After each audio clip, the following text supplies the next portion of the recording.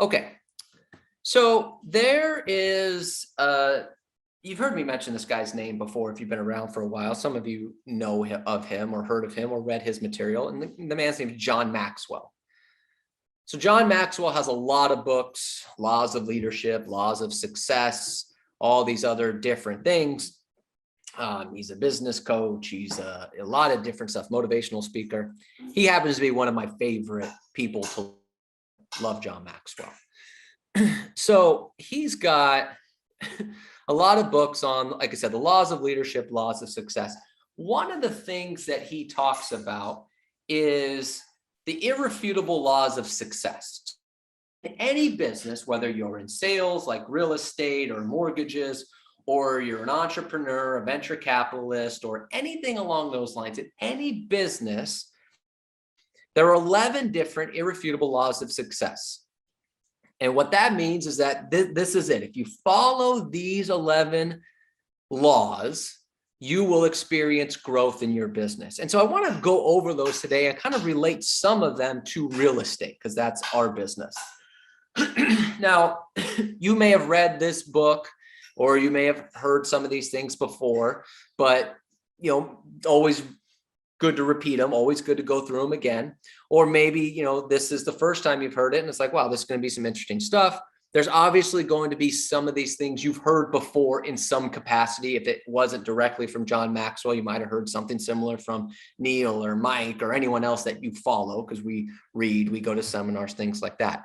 But I just found this really, really interesting. And I thought there's a lot of good points in here that can help us moving forward. So I want to dive into these and see if we can encounter one or two really good ideas to help us move forward a little bit. If you have questions as I'm going through this, unmute yourself or just put it in the chat box. I'll keep taking a look at those, but let's dive right into this. So again, the 11 irrefutable laws of success. So number one is called the law of the lid. The law of the lid, L-I-D, the law of the lid.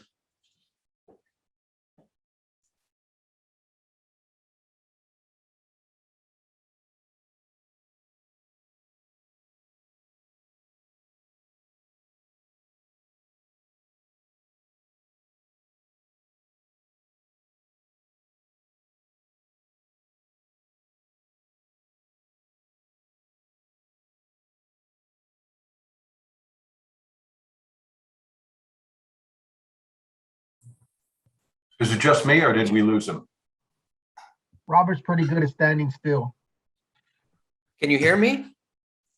Oh, you're back. Here? We lost you for a couple of minutes. Oh, that's too bad. I just gave the most important point of the day. We lost you for about 45 seconds. All right, let's start over.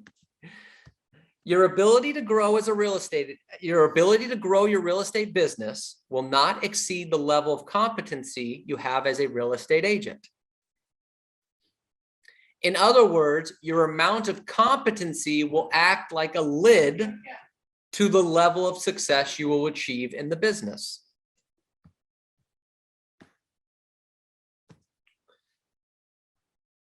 So, a couple notes I wrote down here. If you want to take your real estate business to the next level, make sure you're developing into the real estate professional who operates at that desired level. Ask yourself, what skills do you need to thrive at that next level? Start taking action on attaining those skills. So, well, I want to take my business to the next level, and part of that's going to be contacting for sale by owners. Okay, well then what skills do you need to do to contact for sale by owners?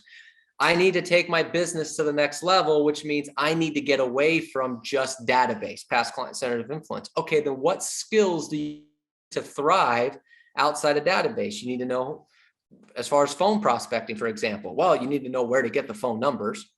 You need to know to get the dialer or your hand dialing. You need to know the scripts. You need to know the market stats. You need to know objection handlers, or whether that's on the doors or on the phones. You need to know what the markets are like in terms of turnover rate, because prospecting certain areas that a turnover rate is once every 27, 28 years is not very profitable. So there's certain skills. Well, I want to take my business to the next level. I want to get to a higher price point. Okay, well then what do you need to do to break into the $1 million, $2 million, $3 million price points? Well, you need to be able to go preview property because you need to know what a $2 million, $3 million home goes for and looks like. You need to be able to know that you're an expert in that area because most people that sell a $2 or $3 million home want to feel like they know they're working with someone who knows how to deal with $2 or $3 million homes.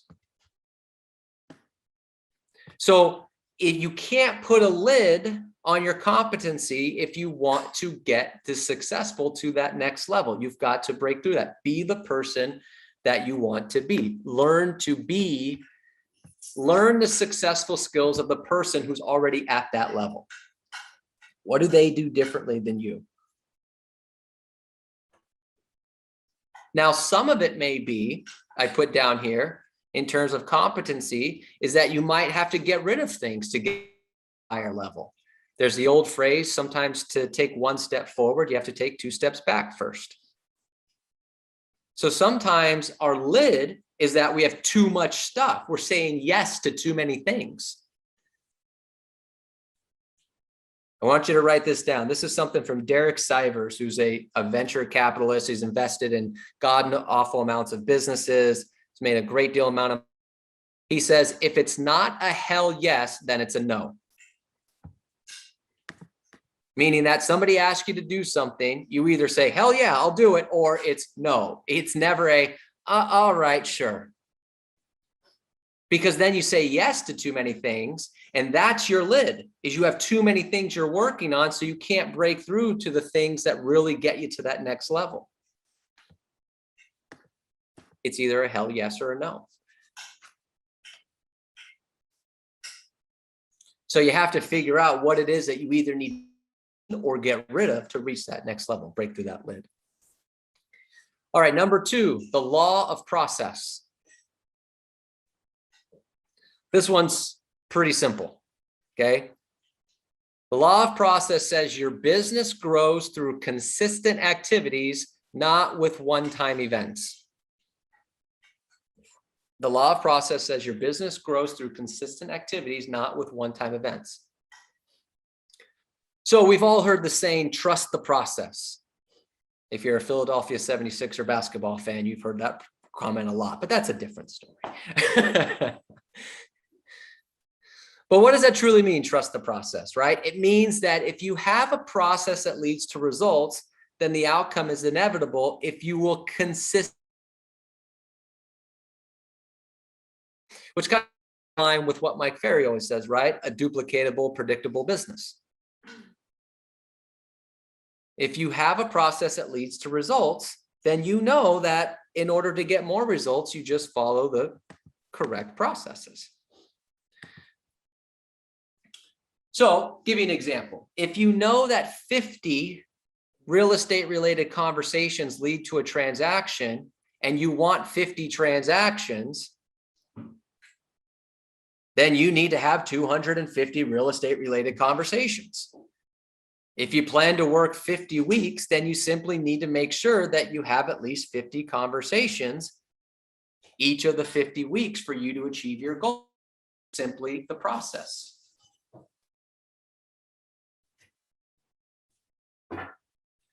So here's what happens a lot. Neil's talked about this for years. Is he'll say, hey, go do X, come back to me with the results. Oh, Neil, I did what you said and I got a listing. Great. And then all of a sudden they stop doing particular activity. Been doing it for years. This is a true story. Some of you might remember this. In our now old Walnut office, because we've now officially moved to Diamond Bar. We were at the office one day. It was a nice sunny day. You know, one of those weird Southern California days where it's nice and sunny. And there's a few agents in the office and they're prospecting on the phones and whatnot. And Neil says, I got an idea. Why don't the 3 of you split up and just go door knock all the houses around the office? Because no one ever does that. Just do me a favor, go do it. So they go do it. One of the agents comes back, hey, I got a listing appointment. They go, they take the listing. sold the listing, and then helped them buy the replacement property. So they got 2 deals out of the transaction, right? By simply just going and door knocking around the offices. So then, a month or so down the road, Neil follows up with his agent and say, hey, have you been out door knocking again since you got that listing? What do you think that agent's response was? No.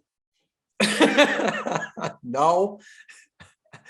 So imagine Neil's frustration of, I gave you an idea, it worked, and then you didn't do it again. So it essentially was a one-time event. It's about consistent activities. Find out what works and do it consistently. Another example I wrote down is farming. One of the reasons that Mike doesn't talk about farming is because most agents' idea of farming is the most ridiculous, stupid idea ever. Well, what do you mean, Robert? Well, this is how they farm. Well, I'm going to get 1,000 homes and I'm going to mail them a postcard once a month. And I'm just going to do that every month. Okay, good idea. That seems very profitable. Now, if you want to do farming, it's about consistent activities. Ask Jennifer Matsumoto in our office about farming Tustin Meadows. Small little community in Tustin. They get a mailer once a month. She door knocks them once a month, separate time, okay? She calls them once a month as well. They're getting 3 to 4 contacts from her every month. And then they see her signs, and then they see all this, and she's a part of the community. She does all these other things. She's involved in these people's lives. In the first couple of years, she didn't make hardly any money off of it. She actually probably from a profit and loss standpoint, lost a little bit of money the first couple of years. Fast forward 7 years later, she's already closed 7. She's probably going to close 8 deals in that community just this year. Going to make her $160,000 just this year. She's been doing it the last couple of years through consistent activities, not the, well, I did a postcard once. Consistent activities. All right. I wrote down here, Neil Schwartz 101, baby steps daily, not giant steps occasionally. It's a process. Don't do it once. And then if you fail, well, that's it. It's over. It's a process. All right. Number 3, the law of adding value. The law of adding value. Okay. Pretty simple. This is another simple one. You'll notice this with John Maxwell. Okay. He makes things very simple. The law of adding value says the more value you add, the more business will grow. He's a pretty simple guy, right? The more value you add, the more your business will grow. So here's a question to ask yourself as a real estate agent. How much value do you provide to your past clients? How much value do you provide to the neighborhoods that you do farm? How much value and insight on current market conditions do you provide the clients you're actively working with right now? See, just calling people of your past clients and asking them if they have a referral or if they know anyone that's looking to buy or sell, or if they've thought about buying or selling, that's no value in that. How much, to the neighborhood you farm. Hey, here's the homes that have sold. Okay. That's not providing a great amount of value. What's going on in the neighborhood? What are the trends? Okay. You have a buyer and seller. We just talked about this with this question earlier.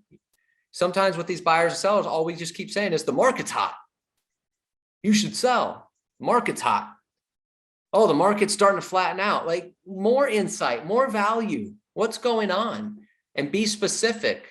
Don't use national stats. I wouldn't even use MLS stats. Use city stats if you can. If your city, if the people are too diverse and you want to keep things simple, use county stats.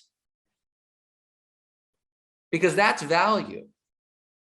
Because realistically, when somebody lives in, I don't know, Whittier, and you say, hey, here's what's going on in Southern California, their mind goes, well, yeah, but I mean, look at, those are homes that include Beverly Hills and Fort Beach. Or if it's worse, they'll think, well, yeah, but I'm in Whittier. Those are homes out in, Barstow and all these other areas. Yeah, of course, it's, the average price is a little bit lower. They don't see the value. Be more specific.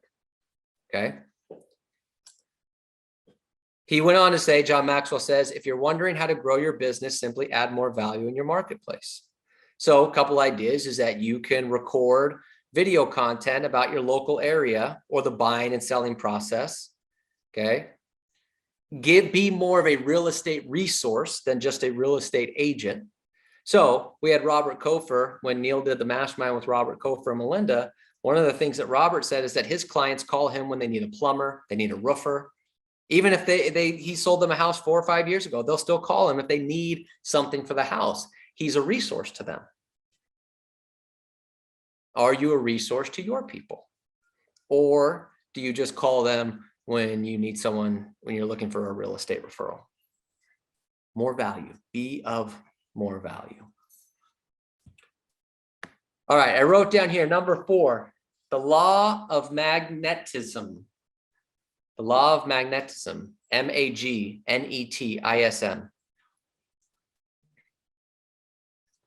Now, this also says that your vibe attracts your tribe. Your vibe attracts your tribe. In other words, your business naturally draws people who are like you. The beauty of this law is that if you are not currently attracting the clientele you would like to attract, you can simply change that with a few adjustments of yourself.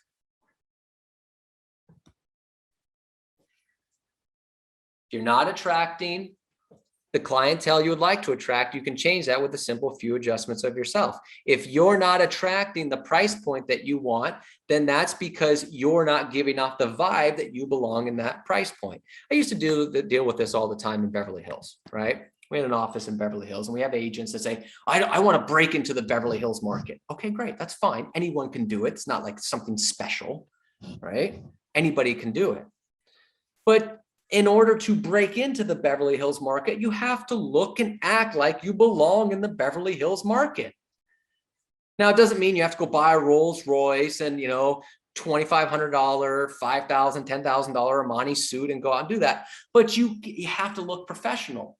You can't go to open houses with jeans and a polo. All right. You got to make sure everything, you can't go with your shirt not ironed, and things along. You got to look like $1 million. You got to play the part if you want to break into that type of area. We used to do this all the time when I worked out there. And there's some areas that are like that. There's some areas that it's just an attitude. Let me tell you something. I've told this story before. I was very successful in Beverly Hills, and then I went to Pasadena and pretty much just got punched in the face. Okay, because it was a different attitude. It was Pasadena compared to Beverly Hills was more of a community. Right? Beverly Hills was just, they appreciated the hustle. Pasadena was more of a community than it is in Beverly Hills. So I didn't know that. So if I didn't look and walk the part of being a part of the Pasadena community, they didn't want anything to do with me. So you have to really figure out, if you're not attracting the people that you want to work with, you have to make some adjustments on your own. So I'll give you an example. If you want to attract more investors, learn more investor talk. That was another mistake I made in my past, right? First time I was dealing with an investor. They asked me, what's the rent roll? My first response was, instantly. That guy goes, put me on the phone with someone who knows what the hell they're talking about. True story. He was a nice guy, but he was just, this is a waste of my time. You have no idea what I'm looking for. But I was just, young and arrogant. Whatever. So if you want to attract more investors, learn more investor talk. Okay. If you want to attract more referrals, become the person who gives more referrals. Create that type of community. Your vibe attracts your tribe. Number 5, the law of the inner circle. The law of the inner circle. This says the law of the inner circle says the capacity for your future growth is determined by those closest to you. The capacity for your future growth is determined by those closest to you. So here's a question. Are the people you spend the most time with inspiring you to be better in every area of your life?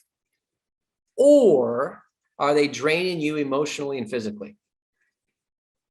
Are the people you spend the most time with inspiring you to be better in every area of your life, or are they draining you emotionally and physically? Often leveling your business up can be achieved by leveling up the people you spend the most time with daily. We talk a lot about this, so I'm not going to spend too much time on this particular one, but the old saying is that you become the 5 people you surround yourself with most often. So you have to really keep that in mind of who are you. Now here we do our best, right? We have this great little Zoom community or our office community that's usually very positive, very upbeat, very encouraging. We help each other out. You know, that's the best.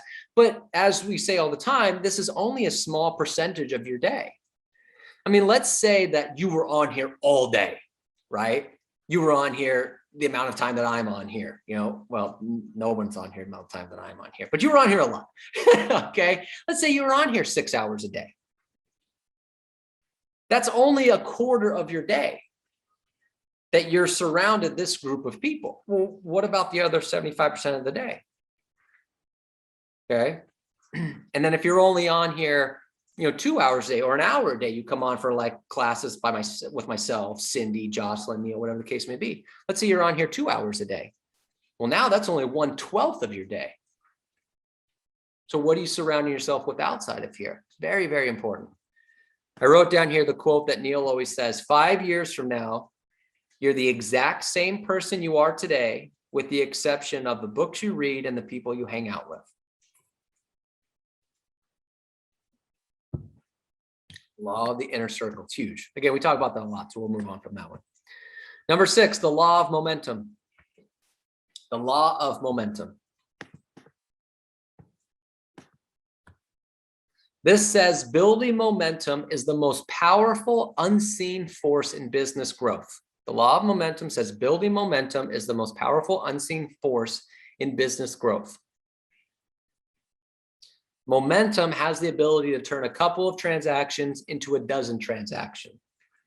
Momentum breeds confidence, and confidence breeds trust. Trust breeds transactions. I'll say that again. Momentum breeds confidence.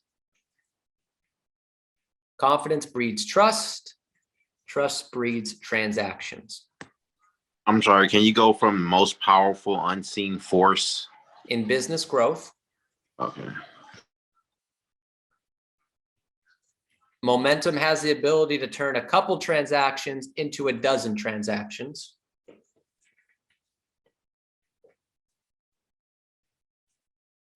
Momentum breeds confidence. Confidence breeds trust. Trust breeds transactions.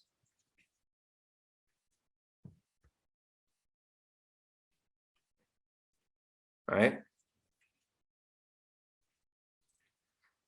So, anyone here watch basketball, for example?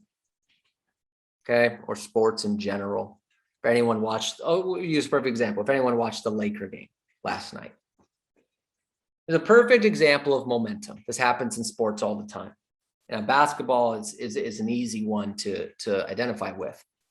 Because when a player gets hot, that's what they call it, getting hot from the field, right? They're just shooting all, they're making everything. They just keep giving that player the ball.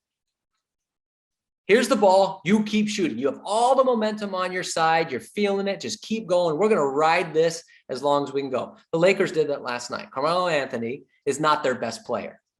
Okay, Carmelo Anthony's still a good player, but he's by far not their best player.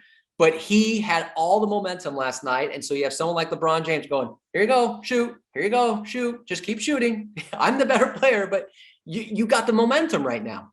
And Carmelo just kept shooting and kept shooting and kept making and kept making. That's the same thing we have in sales. I heard one of the first sales lessons I ever learned was the best time to prospect is right after you set an appointment.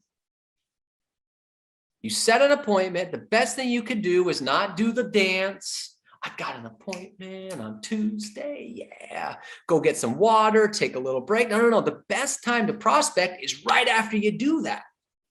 You got some energy, you got some confidence, right? You got a little mojo going. You have to feed off of that momentum. We've all had that week, right? Where everything goes right. You got 3, 4, 5 deals going. You're like, oh my gosh, this week is incredible. But we've also all had that week where we couldn't get anything going. We've all had that month, okay, where we couldn't get anything going.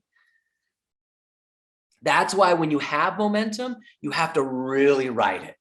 You have that week where everything's hitting, you got all these appointments, you got to just keep prospecting, keep going, keep hitting these appointments, keep trying to close deals, keep trying to put things together.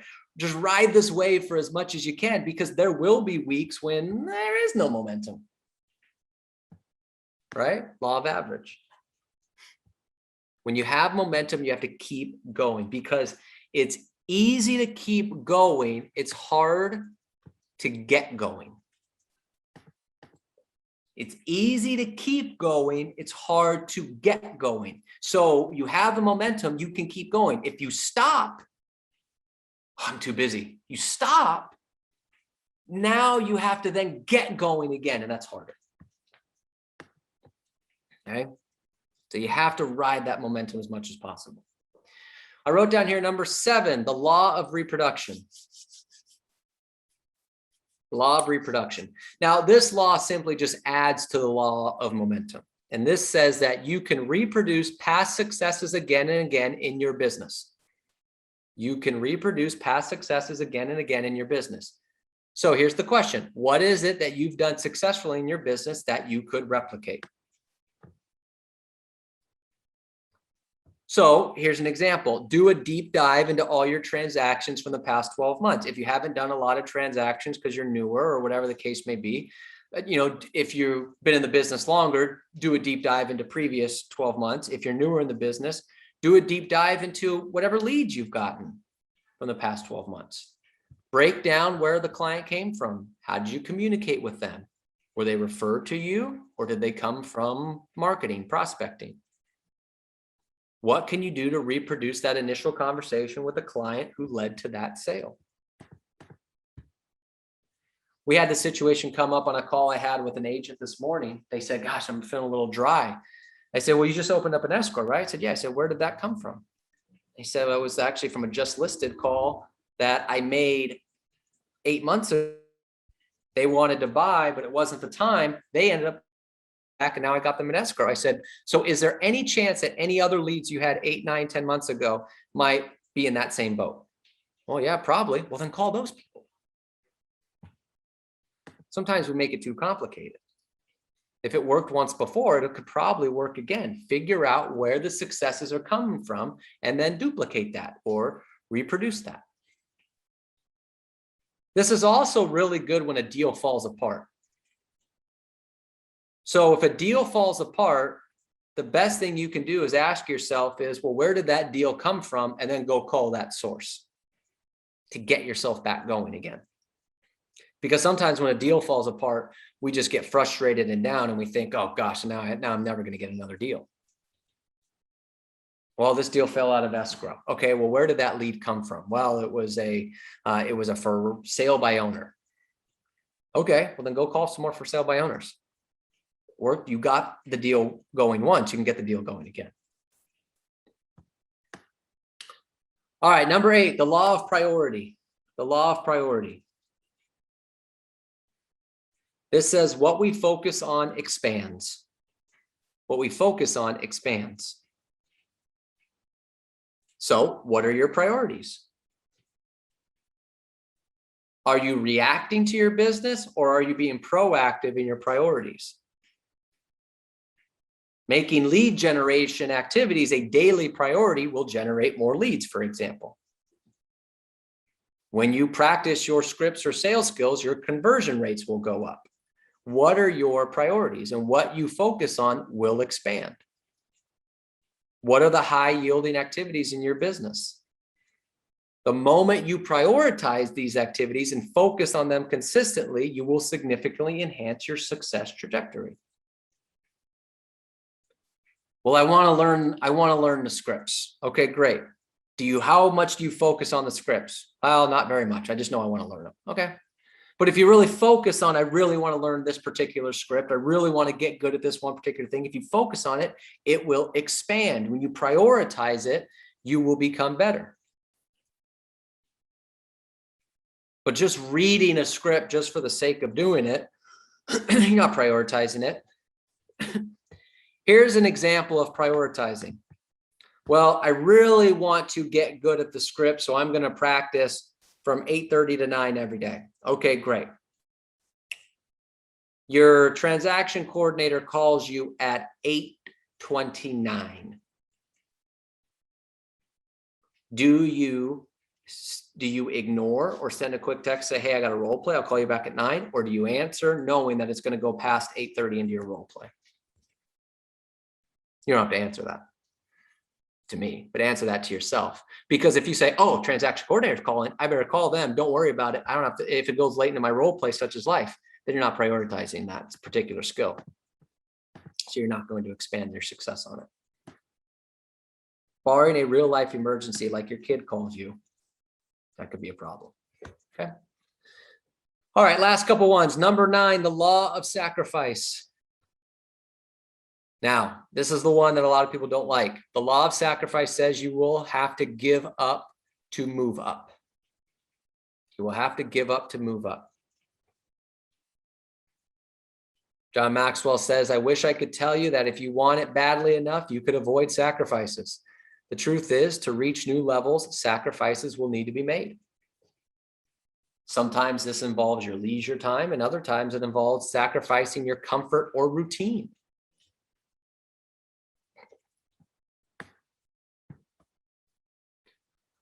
But anywhere worth going is going to take some sacrifices, right?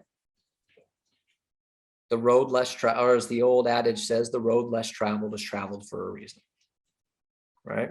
Or is not traveled for a reason.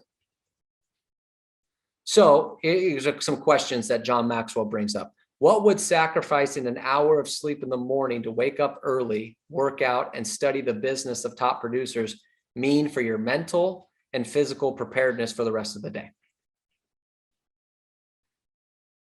What would one extra hour each evening spent at the office calling past clients mean for your business?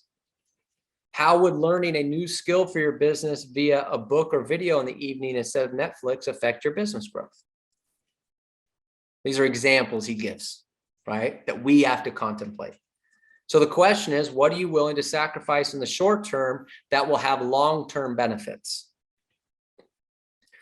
But I wrote down underneath this, you have to be honest with yourself. You have to be honest with yourself. Because everyone will say, oh yeah, I could get rid of this. I could wake up earlier. I could stay later. I could do all this. I'm willing to sacrifice and give this up for the money. And then in some cases, you might be willing to sacrifice some things, but in some cases you won't. It's not a bad thing, but it's just a matter of being honest with yourself so you don't set yourself up for disappointment. Some of you are not going to call past clients or make any prospecting calls at 5 o'clock at night. Okay. So don't say, well, then I'm going to stay an hour late and prospect for an extra hour. Well, you're just setting yourself up for failure if you know you're not going to do it. Figure out what you are willing to sacrifice, or here's more important, figure out if you're willing to sacrifice to go any higher than what you're currently doing. Because the truth is, and this is not a bad thing, you might not want to go any higher. And we've got a whole list of reasons on why going higher in production, there's a number of people that don't want to do it. There's more pressure, there's more time included, there is more sacrificing, and you're sitting there going, I got a family, I got kids, I got personal activities, I got my own life. I don't really want to add more to that. So you have to be honest with yourself, and before you say, yeah, let's sacrifice this, and this. You have to have a conversation with your family about sacrificing, because staying an hour later, does that affect time with the kids, the spouse, the family, any other people that you're taking care of? You know, or getting up an hour earlier? So you have to ask yourself these questions. But the truth is that if you're trying to get to an incredible height, you're going to have to sacrifice at least something. All right, last two. Number 10, the law of timing. This says patience and intuition on when to take action are critical for growth. Patience and intuition on when to take action are critical for growth.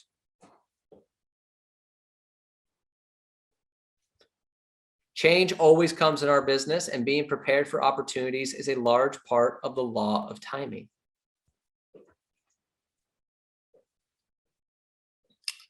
So here's an example I wrote down, okay? Patience and intuition on when to take action are critical for growth. When COVID hit, one of the things that some of us needed to do, because we didn't know how this was going to affect anything, is we needed to cut expenses. That's intuition on when to take action. Okay. But then when you saw that there was a lot of agents not working, now again, if it was for health reasons, stuff like that, that's a different thing. Okay. Then that's different. But there were some agents that didn't want to work just because they were using this as an excuse not to work. Okay. None of you. Okay. But there were agents like that were out there.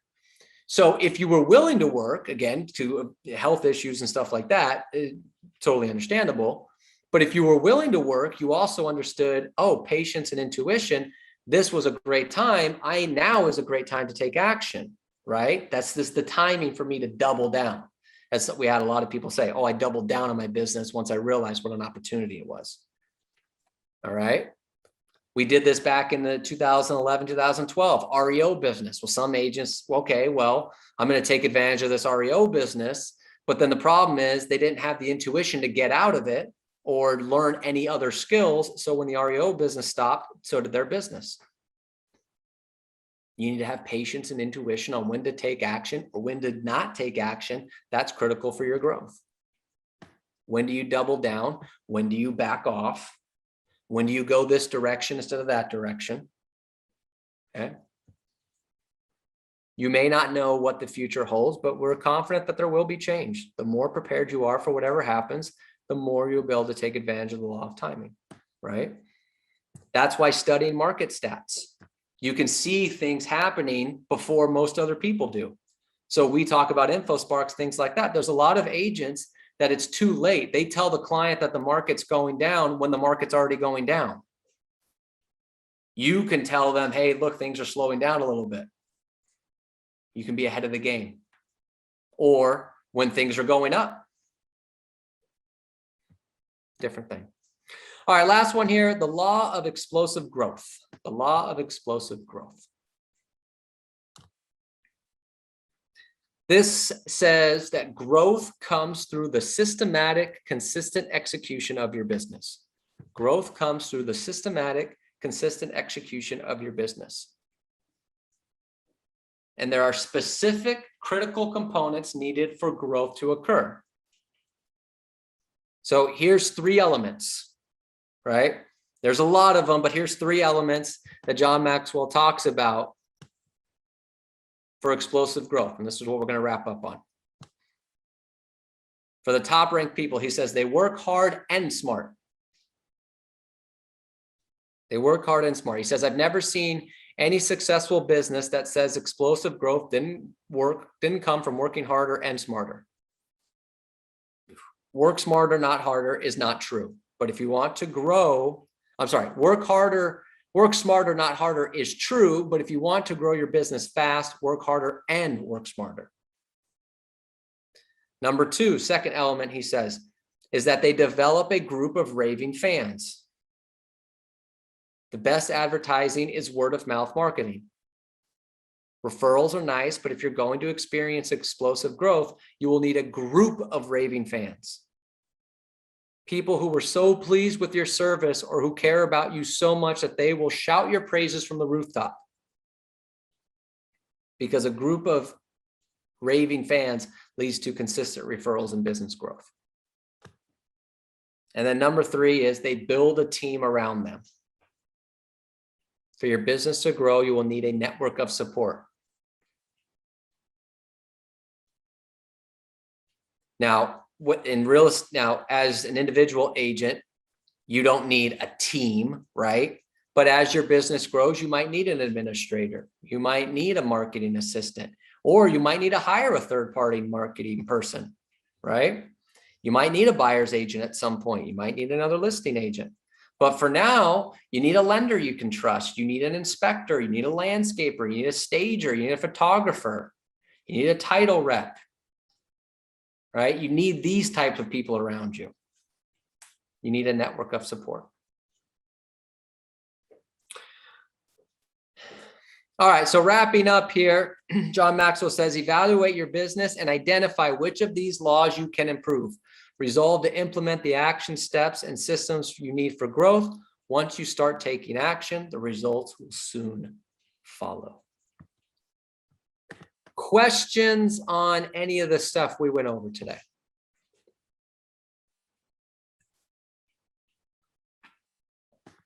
Got it? All right. Well, there you go. So that's John Maxwell's 11 Irrefutable Laws of Success. So hopefully there was one or two things on there that were helpful for you. So can help you move forward on a few things. And if there wasn't, well, then hopefully I was able to help you get through lunch. Sometimes it's those little wins is all I'm looking for.